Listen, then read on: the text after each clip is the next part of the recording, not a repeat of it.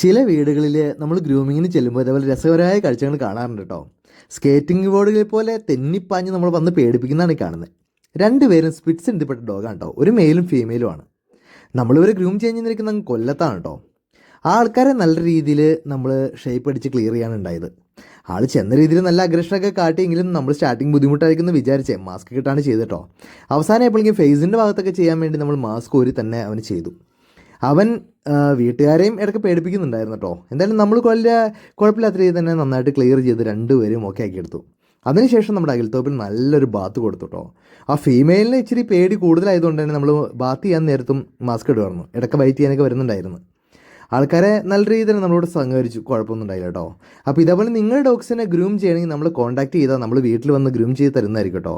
അതേപോലെ തന്നെ നമ്മുടെ ഈ വീഡിയോസൊക്കെ ഇഷ്ടമാവുകയാണെങ്കിൽ നിങ്ങൾ നമ്മുടെ ചാനലൊന്ന് ഫോളോ ചെയ്യുക, നിങ്ങൾ ഫ്രണ്ട്സിനൊക്കെ അയച്ചു കൊടുക്കും കേട്ടോ.